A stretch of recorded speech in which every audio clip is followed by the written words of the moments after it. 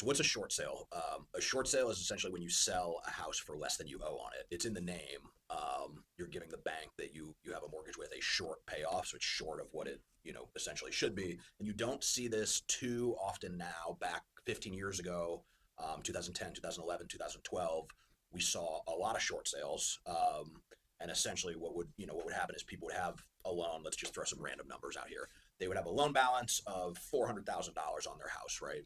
When they bought the house, it maybe was worth 400 or maybe 500 or whatever it was worth. But today, right now, it's worth 300. So they have $100,000 mortgage on a house that they could sell today for 300 grand, and they're having trouble making the payments. So what do? They call their bank. They say, "Hey, Mr.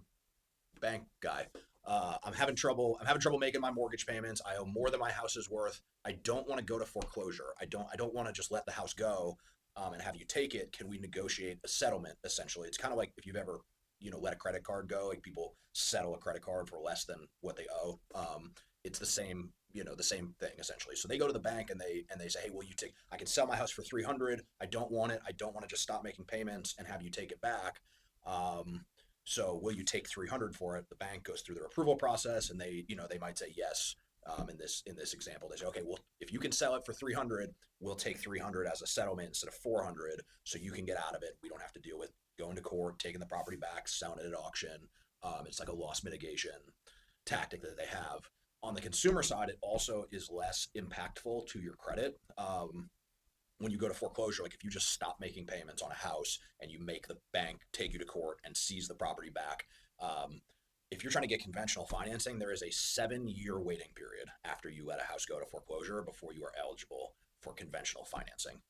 If you have a short sale, in most cases, it's a 2 to 4 year waiting period, depending on the circumstances, depending on the type of loan uh, that you're getting. So it's less impactful to your credit. The bank is going to be happier. They typically are going to spend less money because it's incredibly expensive. I've talked about this before, for a bank to actually hire attorneys to go and seize and take a property through a foreclosure action.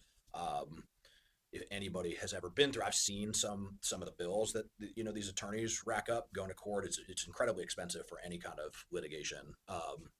But sometimes you'll see an 80 $90,000 balance in legal fees that the bank incurs and then has to recover from you. The other thing is, a lot of what would happen back then is when a bank seizes a property through foreclosure and then sells it at auction, you still owe whatever the difference is. So if they take that property from you, right, and they sell it at auction for, let's just say, 250, you owe $400,000 on the loan, and then they have an $80,000 legal bill that they incurred actually taking the property for foreclosure, right? They would take that $480,000 balance plus fees. Let's call it 500 because of all the fees that they're going to tack on top of the legal fees, right? So you owe them 500 grand. They just sold that property at auction for 250. You still owe the bank $250,000.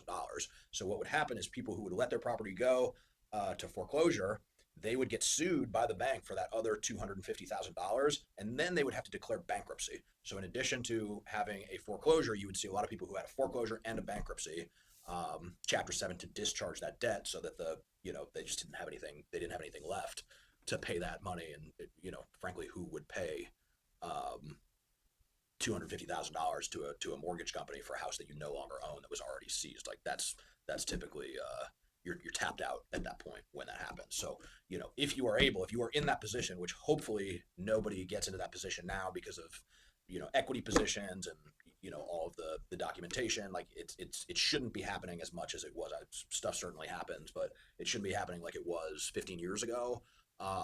But hopefully, if you are in that position, you are able to negotiate a short sale rather than going to foreclosure, because it is a lot cleaner for everybody involved. It's a lot less expensive, and it's a lot less messy for you and impactful to your credit.